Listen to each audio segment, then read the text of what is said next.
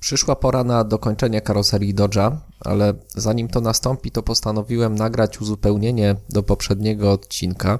Jak może pamiętacie, mówiłem w nim o problemach, jakie mogą sprawiać farby błyszczące przy nakładaniu ich grubszą, mokrą warstwą.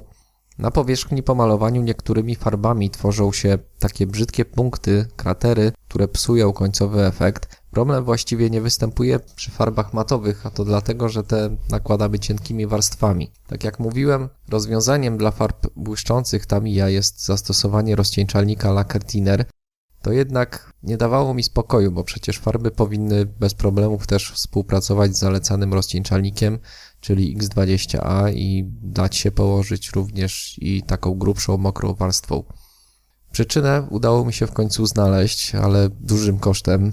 Karoserię Dodge'a trzeba będzie pomalować od nowa, bo ta nadaje się już tylko do wyrzucenia.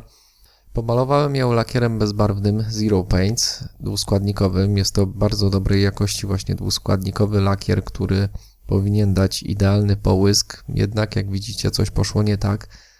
Żeby ułatwić sobie życie, przygotowałem mieszankę w strzykawce w proporcjach podanych przez producenta, czyli 2 części lakieru, 1 część utwardzacza i do tego około 10% rozcieńczalnika. Po 2, góra 3 warstwach nałożonych w odstępach około 5 minut powinienem już uzyskać idealny połysk, a wygląda to tak. Karoserii właściwie już nie będę w stanie uratować. Lakier po wyschnięciu jest na tyle nierówny, że jego szlifowanie i polerowanie nie ma większego sensu. Wygląda to strasznie. Początkowo myślałem, że to jest jakaś felerna partia lakieru, ale potem skojarzyłem fakty i okazało się, że winne są strzykawki. Wspólny mianownik właśnie dla tego problemu, który mi się tutaj pojawił i który wystąpił wcześniej przy farbach błyszczących, to były właśnie strzykawki. Do tej pory myślałem, że trudno o coś bardziej pewnego niż strzykawki, którymi bardzo wygodnie odmierza się proporcje farb i rozcieńczalnika. Powinny one być przecież sterylne, bez żadnych dodatków, ale jednak wygląda na to, że strzykawki trzyczęściowe, czyli te posiadające silikonową uszczelkę, mają wewnątrz śladowe ilości jakiegoś rodzaju smaru czy też oleju, który ułatwia przesuwanie tłoka. Prawdopodobnie jest to smar silikonowy i to właśnie on jest źródłem tych wszystkich problemów. Jeżeli nową strzykawkę przepłuczemy sobie w rozpuszczalniku Lacquer Thinner, to smar zostanie usunięty.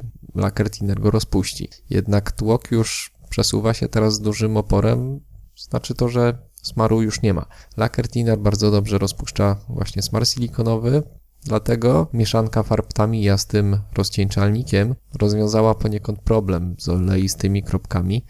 Smaru tego nie rozpuszczają natomiast alkohole, a więc na przykład rozcieńczalnik X20A go nie zneutralizuje i drobne cząsteczki oleistej substancji znajdą się w przygotowywanej mieszance farby. Wygląda też na to, że bardzo czuły na punkcie smaru jest bezbarwny lakier dwuskładnikowy, którym właśnie chciałem pomalować karoserię. Problem nie będzie za to występował, kiedy w strzykawce wymieszamy emalię olejną. Niewielkie ilości smaru swobodnie wymieszają się z taką farbą. Trochę szkoda tej karoserii, ale z drugiej strony cieszę się, że zagadkę udało się rozwiązać. Wniosek z tego taki, że do farb akrylowych zamiast strzykawek takich trzyczęściowych lepiej będzie skorzystać z tych standardowych, bez uszczelki lub w ogóle z innego sposobu mieszania. Oczywiście serię z budowy Dodge'a zamierzam doprowadzić do końca mimo tych przeciwności losu. Muszę tylko teraz szybko pomalować nową karoserię i idziemy dalej z budową.